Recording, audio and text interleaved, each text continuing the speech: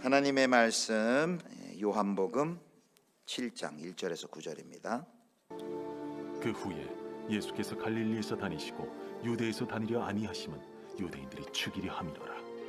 유대인의 명절인 초막절이 가까운지라 그 형제들이 예수께 이르되 당신이 행하는 일을 제자들도 보게 여기를 떠나 유대로 가소서. 스스로 나타나기를 구하면서 묻혀서 일하는 사람이 없나니 이 일을 행하려 하거든 자신을 세상에 나타내소서. 이는 그 형제들까지도 예수를 믿지 아니함이로라. 내 때는 아직 이르지 아니하였거니와 너희 때는 늘 준비되어 있느니라. 세상이 너희를 미워하지 아니하되 나를 미워하나니 이는 내가 세상의 일들을 악하다고 증언함이라. 너희는 명절에 올라가라. 내 때가 아직 차지 못하였으니 나는 이 명절에 아직 올라가지 아니하노라. 이 말씀을 하시고 갈릴리에 머물러 계시니라. 할렐루야. 오늘 말씀 예수님을 만난 사람들 시리즈 이제 12번째인데요. 예수님을 만난 많은 사람들의 이야기를 저희가 함께 금요일마다 또 나누고 있습니다. 여러분들은 예수님을 만나셨습니까? 만약 제가 이렇게 묻는다면 여러분 여기 계신 대부분은 예수님을 만나셨고 또 예수님을 믿기 위해 이 자리에 계신 줄로 압니다. 그렇다면 여러분은 예수님을 얼마나 아신다고 말할 수 있겠습니까? 제가 이렇게 질문하면 사실 누구도 쉽게 답하기는 어려울 거예요. 사실 사람을 안다는 것 자체가 쉬운 일이 아닙니다. 한 사람을 안다는 것은 그 사람의 신상, 직업, 성격에 대한 몇 가지 정보로 구성된 그런 류의 지식이 아니거든요. 누군가를 안다는 것은 그 사람과 함께 삶의 여정 가운데서 쌓아올린 경험과 추억과 그 사람과 지금 누리고 있는 친밀함과 관계와 이 모든 것들을 포함하는 굉장히 전인적이고 다층적이고 살아있는 지식, 우리가 이런 것을 가지고 누군가를 안다라고 이렇게 진실되게 말할 수 있습니다. 하물며 사람에 대해서도 그런데 참 사람이실 뿐만 아니라 참 하나님이신 예수님에 대해서 우리가 안다라고 말할 때 이것은 참으로 간단한 이야기가 아닌 거죠. 그 누구도 예수님에 대해서 안다고 말할 때 나는 이만큼 잘 알고 있어 라고 자부할 만한 사람은 정말 없을 겁니다. 그럼에도 불구하고 성경은 우리에게 끊임없이 예수님에 대해서 알아가라고, 우리가 그 예수님을 얼마나 알고 있냐라고 끊임없이 질문하며 우리에게 그분을 더 알라고 우리를 격려하고 있어요. 요한복음에 나오는 예수님의 기도 중에 이런 문구가 있습니다. 요한복음 17장 3절의 말씀인데요, 함께 읽겠습니다. 시작. 영생은 곧 유일하신 참 하나님과 그가 보내신 자 예수 그리스도를 아는 것이니이다. 아멘. 예수님을 아는 것에 영생이 달려있고 그분을 아는 것이 영생, 하나님이 주시는 풍성한 생명 그 자체입니다 라고 말하는 내용이죠. 이건 모든 그리스도인들이 다 받아들이고 있는 내용이에요. 사도 바울도 그래서 예수 그리스도를 아는 지식이 얼마나 고상한지 내가 가지고 있는 모든 것들을 배설물같이 여긴다라고 표현했습니다. 사도 베드로는 또한 교회에 편지하면서 오직 우리 주 구주 예수 그리스도의 은혜와 그를 아는 지식에서 자라가라 라고 교회에게 권면하는 편지를 던졌던 거죠.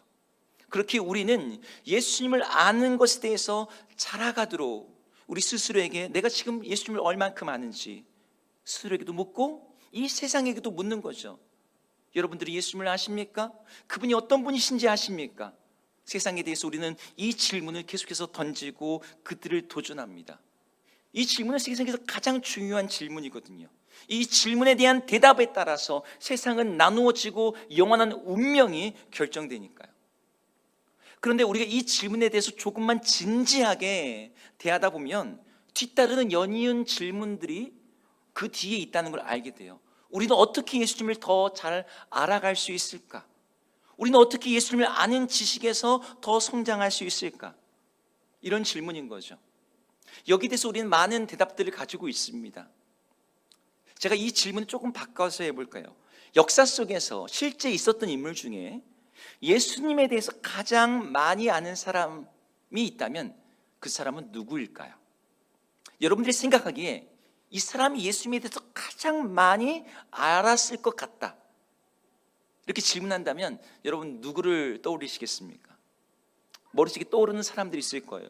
유명한 성인들, 새 시대를 열었던 종교 개혁자들, 탁월한 신학자들, 위대한 설교자들, 이름은 없지만 정말 주님 위해서 자신의 온 생을 들였던 선교사들, 그런 분들이 예수님을 정말 깊이 알지 않았을까? 우리는 그렇게 생각할 수 있어요. 근데 만약 이 질문을 초대교회 성도들에게 했다면 그들은 동일한 대답을 했을 겁니다. 예수님의 제자들. 그렇죠. 그들을 빼놓고서 예수님을 더 많이 한다라고 말할 수 있는 사람들은 없을 거예요. 그들은 예수님과 동거동락을 했던 사람들입니다. 함께 먹고 자고 길을 걷고 대화하고 예수님이 들려주신 주님의 음성을 듣고 눈앞에 펼쳐지는 기적을 보고 주님께서 그들에게 능력을 주심으로 말미암아 자신들이 예수 그리스도 이름으로 귀신을 쫓아냈어요. 거친 파도가 잔잔해진 걸 봤고요, 물고기 2마리와 떡 5개로 5,000명이 먹는 것을, 그 현장에 그들이 있었습니다. 제자 중에 몇몇은 십자가에 달리신 예수님도 보았고 빈 무덤 가운데도 갔었고 부활하신 그 영광스러운 주님을 만났습니다. 함께 먹고 살고 대화하고 고난을 겪고 손을 맞잡고 실제 몸을 만져봤던 이 제자들, 그리고 실제로 복음서를 썼던 이 사람들보다 예수님을 더 많이 알 사람이 감히 누가 있다라고 말할 수 있겠어요? 이들이 예수님에 대해서 깊이 알았던 것은, 그리고 복음의 전수자가 될 수 있었던 것은 예수님과 동행하며 동거동락했던 3년의 시간이 그들에게 있었습니다. 그 3년의 시간은 갈릴리의 어부였고 배운 것이 없는 무지렁이에 불과했던 제자들을 하나님이 세상에 보내시는 위대한 사도이자 교회의 터와 기둥이 되는, 그렇게 그들을 놀랍게 변화시키는 성숙의 시간이 되었습니다.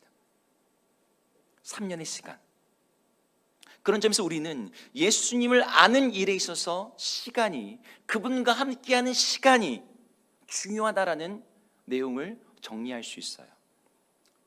그런데 제자들이 사도가 되는데 필요했던 그 밑거름이 되었던 그 3년보다 거의 10배, 25년에서 30년의 시간을 함께 예수님과 동거동락했던 사람들이 있다면 그들은 예수님에 대해서 얼마나 더 잘 알았을까요?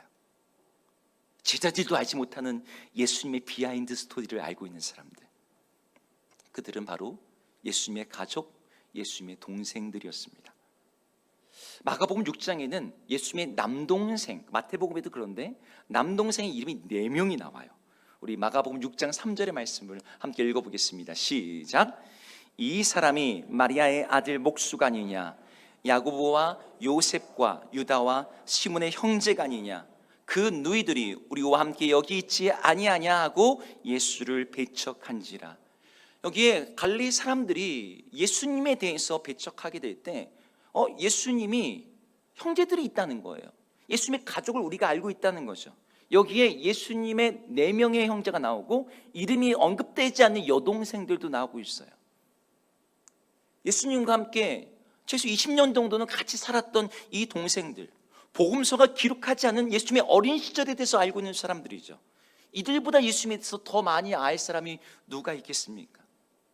그런데 오늘 우리가 읽은 요한복음 7장의 말씀은 누군가를 아는데 시간보다 더 중요한 자원은 없다, 그와 함께하는 시간, 경험보다 더 중요한 것은 없다라고 생각하는 우리의 생각에 뒤통수를 치는 다른 이야기가 나오고 있습니다. 오늘 1절을 한번 읽으면서 오늘 말씀을 시작해 볼게요. 1절을 같이 읽겠습니다. 시작. 그 후에 예수께서 갈릴리에서 다니시고 유대에서 다니려 아니하심은 유대인들이 죽이려 함이러라. 아멘.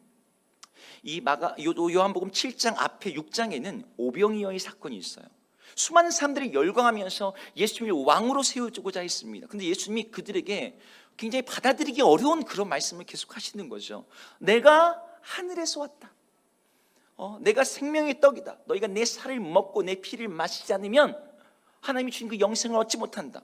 이런 말들이 사람들에게 굉장히 어렵고 거부감을 갖게 하고, 그래서 수많은 사람들이 예수님을 떠났습니다.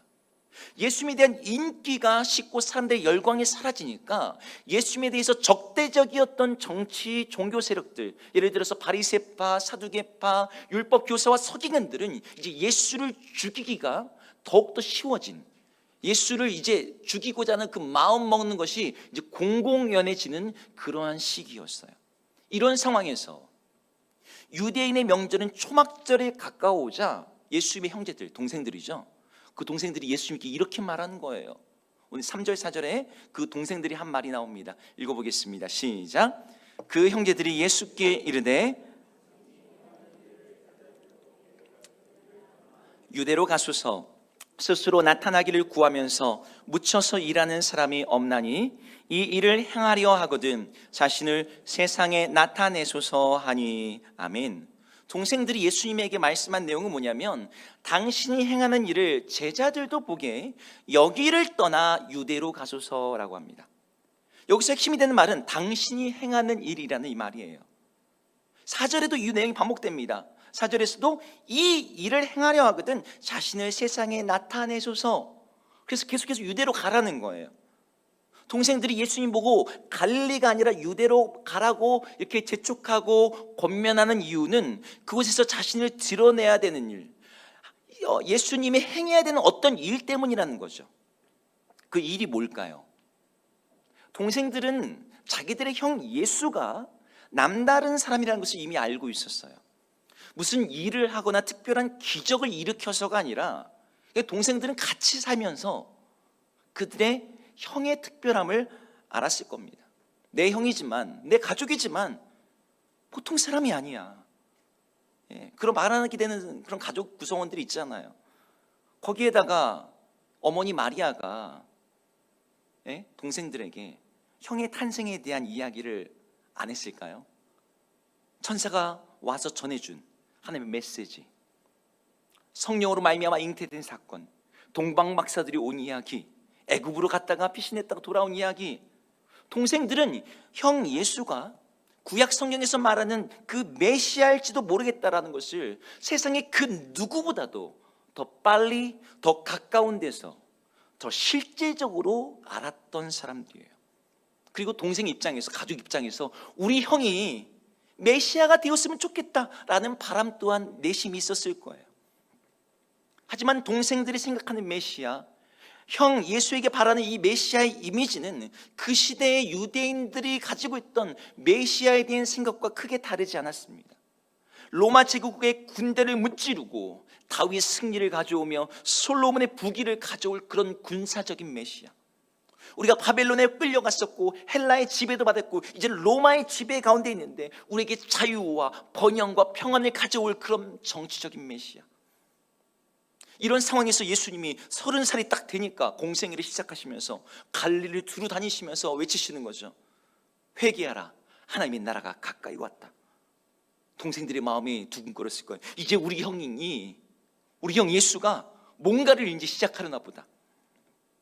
그런데 이 동생들의 짧은 소견과 식견으로 봐도 형이 메시아로서 뭔가 자리를 잡고 정치적, 군사적인 그런 메시아가 되기 위해서는 사람들의 마음을 사로잡아야 되고 유다 땅에 가서 그곳 성전에서 기름 부음을 받고 메시아임을 인증을 받고 왕위에 오르고 뭐 이런 일들이 필요하잖아요. 군대를 조직하든 나라를 선포하든 간에 메시아가 되는 일은 이 촌동네 갈릴리에 머물러서는 될 일이 아닌 거죠. 그래서 이렇게 말하는 거예요. 당신이 행하는 일, 그 메시아가 되고자 하는 일, 그 일을 위해서는 당신이 유대로 가야 됩니다. 그 일을 위해서 자신을 세상에 드러내야 됩니다. 정리하면 동생들이 예수님께 말한 당신이 행하는 일은 메시아로 자신을 드러내는 일, 왕이 되는 일이었어요. 그 일을 위해서 유대로 가야 된다는 거죠. 근데 이미 얘기했죠. 예수님을 죽이려고 하는 유대의 분위기가 있었다고. 동생들이 딱히 막 눈치가 없어서 이런 말을 하는 건 아닙니다. 예수님을 죽이려는 그 분위기여도 어차피 돌파해야 될 부분, 지금 승부를 서야 되는 부분, 그럼에도 불구하고 유대로 가서 자신을 드러내야 백성들의 마음을 얻고 사람들의 인정을 받고 그래야지 메시아든 뭐든 할 수 있는 거 아닌가. 이것이 세상 정치의 방법이자 권력을 획득하는 기본이라는 어떤 생각들이 동생들에게도 있었던 겁니다. 그런 이런 충심 어린 조언과 제안 앞에 예수님의 대답은 참 답답한 대답이었어요. 내 때가 아직 이르지 않았다. 그 너희는 명절에 올라가라. 내 때가 아직 차지 못했다. 오늘 본문에서는 2번이나 내 때가 되지 않았다. 동생들 생각엔 지금이 적기인 거죠. 지금 초막절인데, 지금이 가장 조로의 시기인데, 온 유대 갈릴리 전 지역에서, 전 세계에서 모든 유대인들이 모여드는 시기인데, 이때 놓치면 언제 메시아가 되는지 동생들 입장에서는 굉장히 답답했을 거예요. 그런데 이 이야기 중간에 오늘 요한복음이 기록한 사도 요한이 중간에 딱 끼어서 한마디를 거기다 붙여놓고 있습니다. 예수님의 동생들이 형에게 유다로 올라가라고 말한 이 말 밑에는 어떠한 숨겨진 내용이 있는지를 오늘 5절에서 꼬집어서 얘기하고 있어요. 5절을 같이 읽어보겠습니다. 읽겠습니다. 시작. 이는 그 형제들까지도 예수를 믿지 아니함이러라. 아멘. 아니, 이게 무슨 말이죠? 동생들이 예수님이 메시아가 되라고 한 말이 예수님을 놀리는 얘기였을까요? 당신이 하는 일, 지금 예수님한테 조롱하는 걸까요? 동생들이 예수님이 메시아가 될 수 있다는 어떤 잠재력과 가능성을 못 믿었다는 뜻일까요? 여기서 동생들이 믿지 않았다는 것은 예수님이 특별한 분이라는 걸 믿지 않았다, 혹은 예수님의 능력이 없다 이런 걸 믿지 않았다, 예수님에 대한 어떤 인간적인 가족적인 친밀함이 없었다 이런 뜻이 아닙니다. 예수님이 특별한 분이라는 것도 믿고, 남다른 기적과 능력을 행하는 분이라는 것도 믿고, 그래서 로마로부터 유대인을 해방시키거나 예루살렘에 올라가서 유대인의 왕으로 등극할지도 모른다는 믿음이 동생들에게는 있었어요. 그래서 지금 초막절이라는 이 민족의 명절에 사람들이 유대 예루살렘에 모이는 시기에 가장 즐거운 이 추수의 명절에 자기를 드러내라고, 승부수를 띄우라고 말했던 거죠. 그런데 이 동생들에게 형에 대한 이런 믿음은 있을지 몰라도 예수님의 본질, 그분이 하나님의 아들이시오, 더 나아가 하나님 자신이시라고 하는 성경이 말하고 있는 메시아에 대한 믿음이 그들에게는 없었어요. 그러다 보니 예수님이 하시는 구원은 단지 로마 제국의 지배로부터 유대를 독립시키는 정도가 아니라 죄와 사망의 지배, 그 누구도 피할 수 없는 이 절망적인 저주의 지배로부터 온 세상을 해방시키고 회복시키고 그들에게 영생을 주시려는 구원임을 그들은 알지도 믿지도 못했습니다.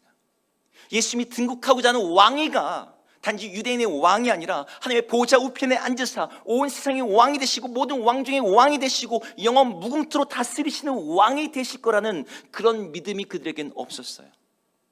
또한 예수님이 회복하시는 나라가 유대인의 나라 다윗의 왕국 정도가 아니라 하나님이 대적하는 이 모든 세상 나라를 무너뜨리고 온 땅 가운데 세워질 의와 평강과 기쁨으로 가득한 하나님의 나라일 것도 그들은 감히 상상하지 못했습니다.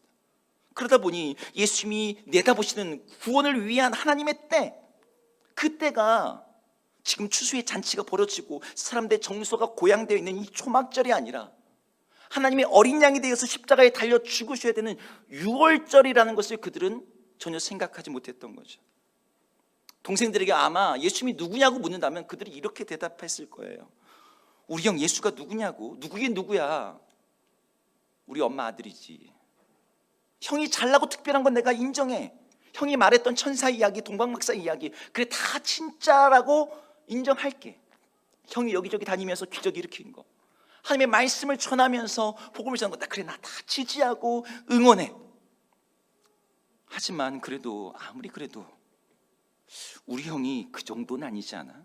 세상의 모든 왕들보다 위대한 왕, 영원히 다스릴 왕, 이건 너무 나간 거 아니야? 우리 형이 로마 제국을 그래 물질을 쓸지도 모르겠어. 하지만 보이지도 않는 죄와 사망의 권세를 이긴다. 이거 너무 판타지 아니야?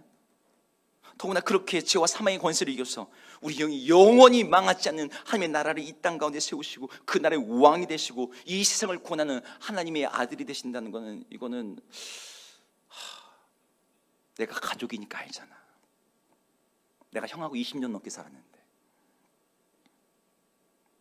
그렇습니다. 동생들에게는 예수님에 대한 나름의 지식과 추억과 친밀함과 인간적인 믿음이 있을지 몰라도 그분이 하나님께서 말씀하시는 그분, 그 메시아, 하나님의 아들이라는 믿음이 없었던 거죠. 여러분, 여기에서 중요한 포인트가 있습니다. 하나님의 말씀을 믿는 믿음이 없이는 우리는 예수 그리스도가 누구신지를 온전히 알지 못합니다. 믿음이 없이는 예수님의 실체, 그분의 본질, 그분의 복음, 그분의 구원에 대해서 알 수가 없어요. 앞서 예수님의 제자들이 3년간 동고동락하면서 시간을 보냈습니다. 예수님의 동생들은 길게는 30년 가까운 시간을 같이 보냈을 거예요. 근데 사실 예수님을 아는 핵심은 그분과 함께한 시간 자체가 아니었던 거죠. 함께하는 경험, 추억들 이런 게 아니에요. 3년, 30년, 아니 300년을 함께 있어도 하나님의 말씀에 대한 믿음, 예수님에 대한 성경의 그 증언에 대한 믿음이 없다면 그들은 예수님을 알 수가 없는 것입니다.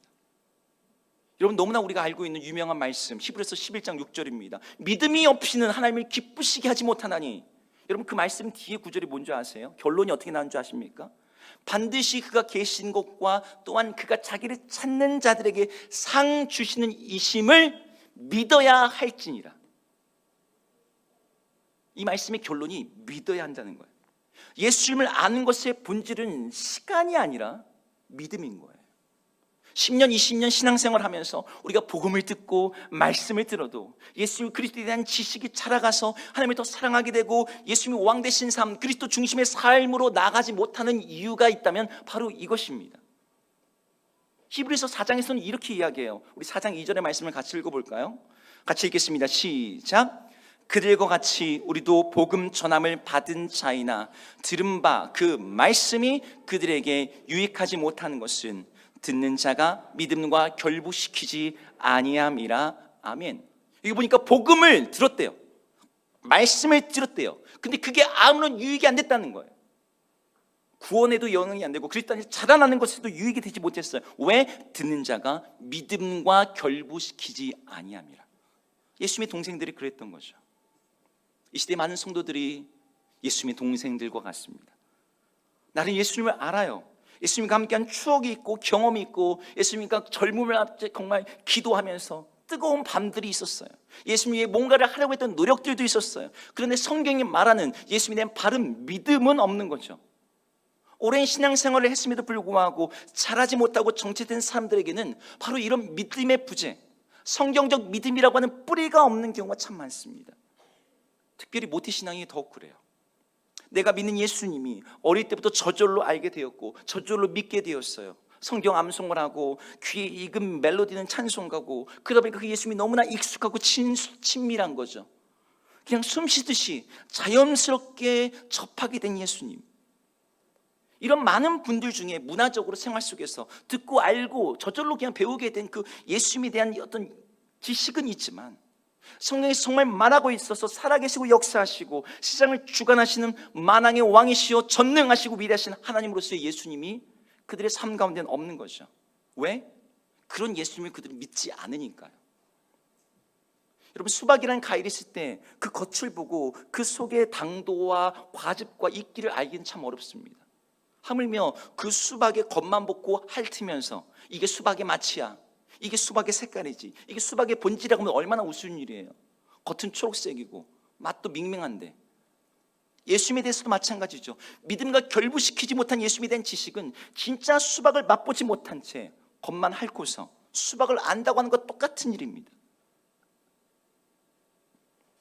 예수님을 만나는 많은 사람들, 그들이 경험한 기적, 구원, 치유, 병고침, 놀라운 변화는 언제나 이 믿음과 연결되어 있었어요.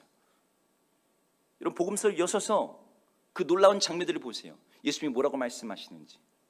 여자여, 내 믿음이 너를 구원하였다. 수많은 자리에 믿음. 예수님과 만났던 시간은 정말 찰나에 가까운 시간이었을지라도 그들에게는 믿음이 있었고 그 믿음이 예수님이 하나님의 아들이요 다윗의 자손이요 구약 성경에서 말하는 그 메시아라고 하는 믿음이 있었던 그들에게는 그 짧은 만남이 그들의 인생을 바꾸는 놀라운 변화의 시간이 되었던 것이죠. 예수님의 동생들에게는 오래 함께한 시간이 있었음에도 불구하고 그 믿음이 없었어요. 그런 점에서 우리들에게도 이미 알고 있는 예수님이 아니라 성경이 예수님에 대해서 말하고 있는 그 말씀, 그 복음을 믿음으로 예수님에 대해서 새롭게 알게 되고 만나게 되는 바로 이것이 필요합니다. 예수님의 동생들이 예수님과 함께 어려서부터 자랐잖아요. 그들은 예수님의 십자가 사건과 부활 사건을 경험하고 난 뒤에야 예수님이 정말 선제들이 말했던 그분이었구나, 그걸 믿고 나서 그들의 삶은 달라졌습니다. 예수님의 동생들은 이제 예수님이 자신의 형 정도가 아니라 하나님의 아들이요 하나님으로 믿게 되었고, 예루살렘 교회의 지도자가 되었고, 예수님의 4명의 남동생 중에 2명이 야고보는 신약성경 야고보서를, 유다는 신약성경 유다서를 기록하게 됩니다. 예수님을 안다고 생각했던 예수님의 동생들이 정말 말씀을 믿음으로 예수님을 새롭게 알게 되자 그들은 초대교회의 반석과 같은 이들이 되었어요. 여러분, 믿음이 없이는 예수님을 영접하는 일도, 예수님에 대한 관심을 갖는 것도 사실 이례적인 스쳐간 사건에 불과해요. 함께 살았어도, 함께 성장했어도 믿음이 없는 동생들에게 아무런 변화가 없었던 것처럼 말이죠. 우리는 이미 오랫동안 예수님을 믿고 신앙생활을 해왔어요. 이미 예수님을 알고 있고 그분과 친밀하기도 합니다. 많은 정보와 지식과 경험들이 우리들에게 있어요. 그분과 기도하면서 쌓아온 기도의 응답들이 있고 삶의 신뢰도도 나름 깊습니다. 하지만 우리들도 예수님의 동생들처럼 성경이 말하는 예수님에 대한 진리, 그 복음에 대한 믿음 없이 그저 내가 경험했던, 내가 바라는 이미지로 그분에게 더 씌워놓고서 그 무엇을 이루기 위한 분으로 그분을 부추기고 몰아가면서 그분에게 간구하고 있는지도 모르겠어요. 예수님이 말씀하시는 그 하나님의 뜻, 하나님의 뜻을 이루기 위한 하나님의 때를 기다리는 대신에 아니에요, 지금 올라가셔야 돼요, 지금 유대로 가셔야 돼요, 지금이 적기예요, 나의 뜻과 나의 때와 나의 장소와 나의 주장을 말하는 거죠. 내가 다 안다라는 어떤 착각의 늪에 빠졌어. 내가 예수님을 아는 일에 더 새로울 게 뭐가 있나라는 그런 교만의 벽에 기대서 정말 예수님이 누구신가에 대해서 성경이 말하고 있는 진리에 대해서 어두워져가는 그 어리석음의 어둠에 빠져서는 안 됩니다. 믿음의 눈을 들어서 성경이 말하는 우리 주 예수님을 다시 알아가고 다시 만나야 되는 거죠. 예수님의 동생들이 그랬던 것처럼 믿음은 우리에게 빛이 되어서 이전에 알지 못했던 예수님을 알게 만듭니다. 성경이 말씀하신 예수님은 언제나 강하신 분이에요. 그분은 완전히 신실하신 분입니다. 그분은 영원토록 견고하신 분이에요. 그분의 마르지 않는 은혜는 끊임없이 모든 백성들에게 흐르고 있습니다. 그분은 편견 없는 국률로 우리를 바라보시며 새로울 것 없는 이 해 아래의 세상에 새로울 일을 행하시는 유일한 분이세요. 그분은 모든 분들에게 선하시고 그분은 모든 일에 모든 필요를 채워줄 수 있는 넉넉하고 풍성한 분이십니다. 약한 자들에게 공급하시는 힘과 지혜가 있으시고 시험받고 시련당하는 이들을 위로하시는 분이십니다. 동정이 많으시고 우리를 구원하시며 자기 백성을 인도하시고 지키시는 전능하신 하나님이 바로 예수 그리스도예요. 병자를 치유하시고 더러운 자들을 깨끗하게 하시고 죄인들을 용서하시고 빚진 자들을 사면하시고 포로된 자들을 자유케 하시고 하나님 믿는 신실한 자들을 보상하시고 충성된 자들을 영광스럽게 하시고 그분의 약속은 확실하며 그분의 빛은 그림자가 없고 그분의 선함은 무한하며 그분의 긍휼은 영원히 지속되고 그분의 사랑은 결코 실패하지 않고 그분의 말씀은 충분하며 그분의 은혜는 넘쳐납니다. 그분의 통치는 의롭고 그분을 따르고자 하는 모든 자들에게 주어지는 그분의 멍에는 가볍고 그분의 지분은 쉽습니다. 이 세상의 모든 권능은 주님의 것이고 모든 영광도 마찬가지예요. 나라와 권세와 영광이 오직 우리 주 예수 그리스도에게 있습니다. 성경이 말하고 있는 이 예수님에 대한 이 놀라운 소식들, 놀라운 진리들은 우리가 믿음으로 그분에 대해서 더 알아가고자 할 때, 믿음의 눈을 가지고서 성경이 말하고 있는 그 진리를 바라볼 때 그제서야 우리에게 들어오게 되는, 알아지게 되는 그러한 지식이에요. 우리가 바로 이 예수님을, 이전엔 알지 못했던 예수님을 바로 이 믿음의 눈으로 바라보는 말미암아 우리 하나님께서 우리로 그리스도를 아는 지식에서 자라가게 하셔서 매일 새롭고 더욱 기쁘고 항상 빛나게 그 예수님의 영광을, 그 예수님의 능력을, 그 예수님의 위대하심을 알아가시는 우리 모두가 되기를 주의 이름으로 축복합니다.